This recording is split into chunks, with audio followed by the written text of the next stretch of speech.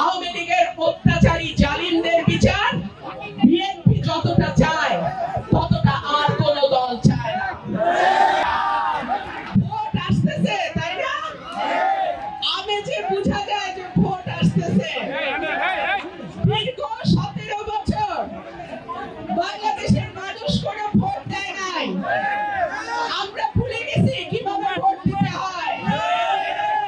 আল্লাহর অশেষ রহমত, আমার দল বাংলাদেশ জাতীয়তাবাদী দল বিএনপি চেয়ারপারসন থেকে শুরু করে আমার আপনার মতো তৃণমূলের নেতা কর্মীদের 17 বছরের পরিশ্রম, 17 বছরের আন্দোলন, 17 বছরের আত্মত্যাগ এর বিনিময়ে বাংলাদেশ আজকে আবারও গণতন্ত্রের পথে হাঁটতে শুরু করেছে।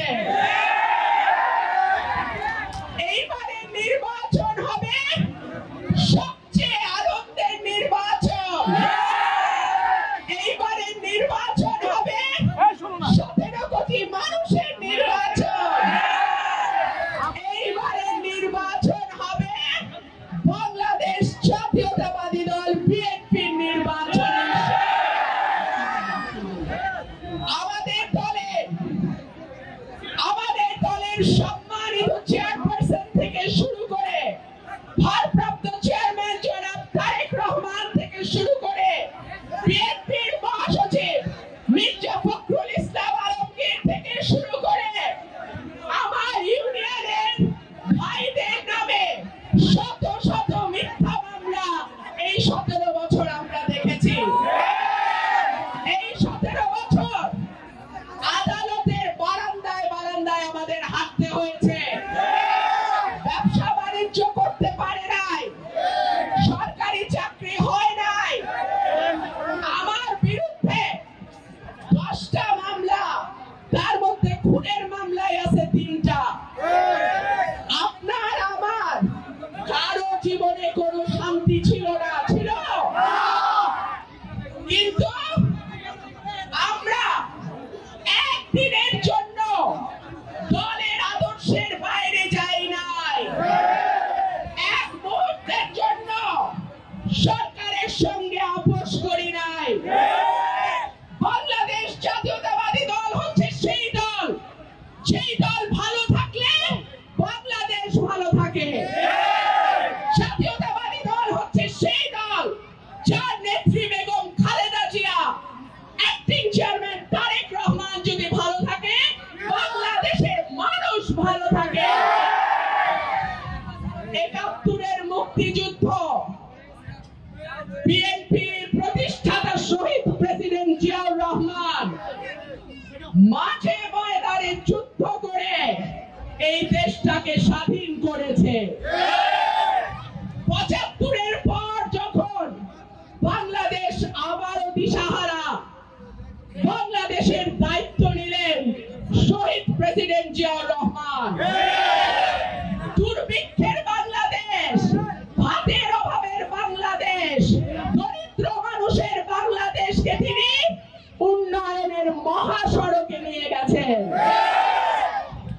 শহীদ প্রেসিডেন্ট জিয়াউর রহমান তার 3.5 বছরের শাসনামলে বাংলাদেশের যে অভূতপূর্ব পরিবর্তন নিয়ে আসছে, বাংলাদেশের মানুষের অর্থনৈতিক গণতান্ত্রিক মুক্তির জন্য তিনি যে অবদান রেখেছেন, এক সমুদ্র কালি দিয়েও যদি সেটা লেখা হয়, কালি শেষ হবে, ওনার অবদানের কথা শেষ হবে না। বিএনপির গণ জোয়ার তৈরি হবে ইনশাআল্লাহ। কিন্তু আমার প্রিয় ভাইরা, আপনারা নিশ্চয়ই ইতিমধ্যে লক্ষ্য করেছেন এই নির্বাচনকে বানচাল করবার নানান ষড়যন্ত্র শুরু হয়েছে। নতুন নতুন দাবি নিয়ে নতুন নতুন দল উপস্থিত হচ্ছে। কেউ বলছে পিয়ার ছাড়া নির্বাচন করব না, কেউ বলছে সংস্কার বিচার ছাড়া নির্বাচন করব না। বাংলাদেশে প্রথম সংস্কারের কথা বলেছে বাংলাদেশ জাতীয়তাবাদী দল বিএনপি। বাংলাদেশে বিচারের কথা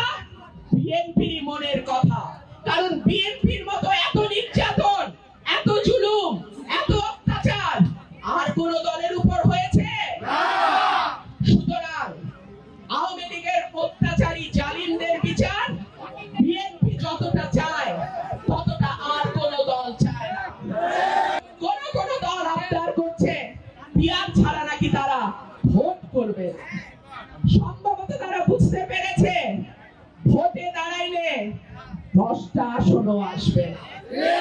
সুতরাং ভোট বানচাল করতে হবে, ফেব্রুয়ারিতে যাতে নির্বাচন না হয় সেই ব্যবস্থা করতে হবে।